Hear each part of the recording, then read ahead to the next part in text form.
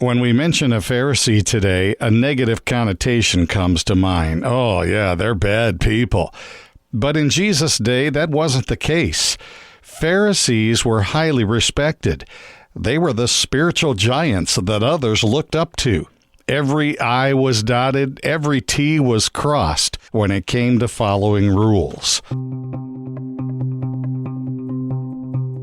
Welcome to the Parable Podcast. Thanks for joining Family Life on-air host Randy Snavely as he digs into the story lessons taught by the world's greatest teacher, Jesus. In this episode, it's part one of The World's Two Religions, the parable of the Pharisee and the tax collector, taken from Luke chapter 18, verses 9 through 14.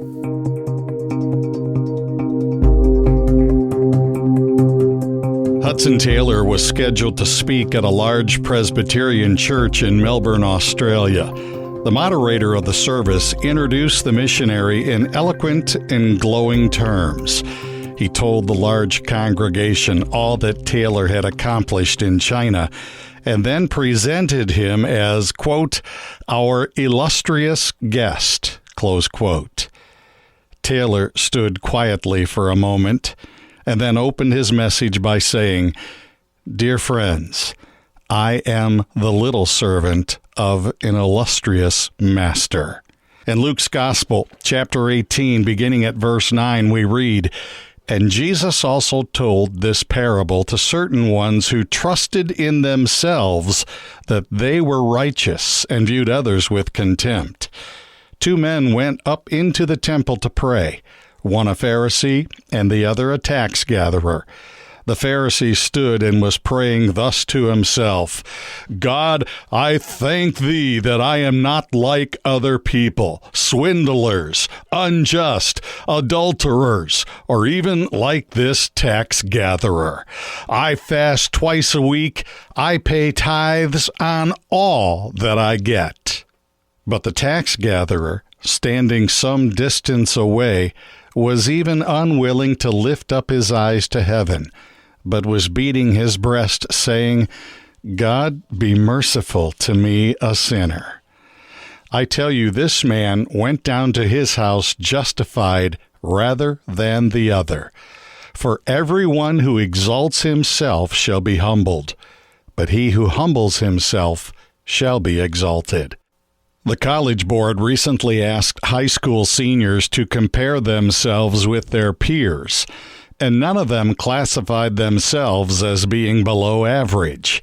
60% of them put themselves in the top 10% in the ability to get along with others. The findings led psychologist David Myers to conclude this observation. The most common error in people's self-image is not unrealistically low self-esteem, but rather self-serving pride. Not an inferiority complex, but a superiority complex. The people Jesus was addressing were confident of their own righteousness. They believed their outward religious acts made them right with God. That's a mentality that many people have today. If others approve of what they are doing, then everything is just peachy. Personal approval from others is more important than divine approval. When we mention a Pharisee today, a negative connotation comes to mind. Oh, yeah, they're bad people. But in Jesus' day, that wasn't the case. Pharisees were highly respected. They were the spiritual giants that others looked up to. Every I was dotted, every T was crossed when it came to following rules. Part of the reason why this Pharisee was so certain of his righteousness was because these people were oohing and aahing over how moral and upright he was. He was looking for their approval, and he got it. And you know, people are like that today. Secular humanism says we need to feel good about ourselves. Trust in not God, but self, and in what you accomplish. So that brings us to the obvious question. Can we make ourselves righteous before God, or can't we? Are you justified by self, or aren't you?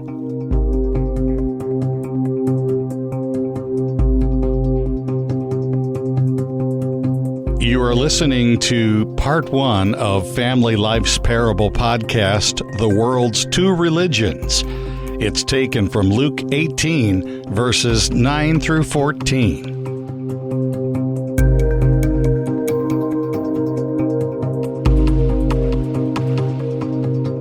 The audience Jesus is speaking to understood the need to be justified, to be found guilt-free. They knew Matthew 5:48 said, "You are to be perfect as your Father in heaven is perfect." They knew the standard was perfection. There's no sin in heaven, so if they were going to get there, they also had to be sinless. In telling this parable, Jesus identifies the two religions in all of history. They can be called by different names, but there are only two religions: the religion of human achievement or the religion of divine accomplishment. Every religion that has ever existed, apart from the one we read about in the Bible, is a system of human achievement. You get in good with God by being good, by doing good, by following your rules and traditions, and by being spiritual. And today, someone claiming to be spiritual can have a whole wide range of meanings. A friend of mine once told me because he was so spiritual, he knew God would not reject him. I asked him, "What makes you spiritual?" His response, "I'm a mystic." He was into mysticism, and because of it, he thought he was spiritual. You see, the name of the religion doesn't matter.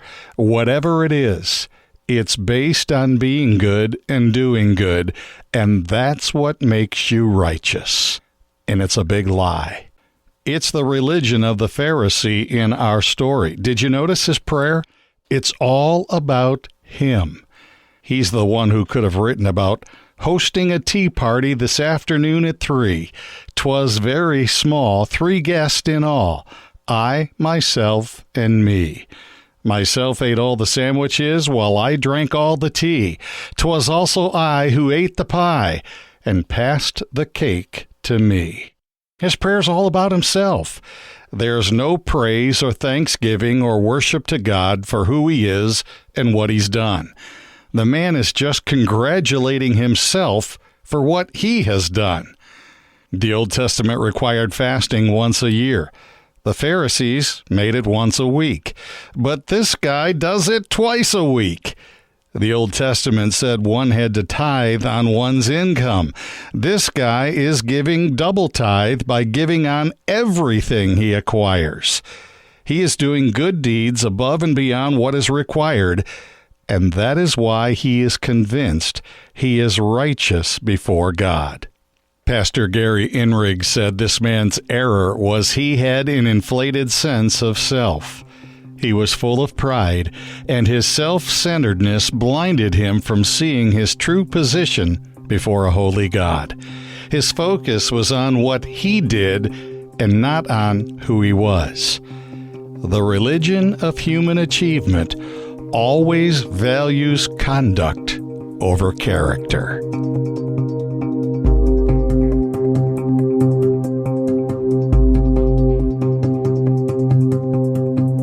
This has been the Parable Podcast with Randy Snavely. Click the subscribe button so you'll know when new episodes are released. And be sure to check out Family Life's other original podcasts, including If That Makes Sense, Business by the Book, and Rise Up with Steve, Therese, and Tim. Family Life is a listener-supported ministry. Your partnership makes podcasts like this possible. Find out more at familylife.org.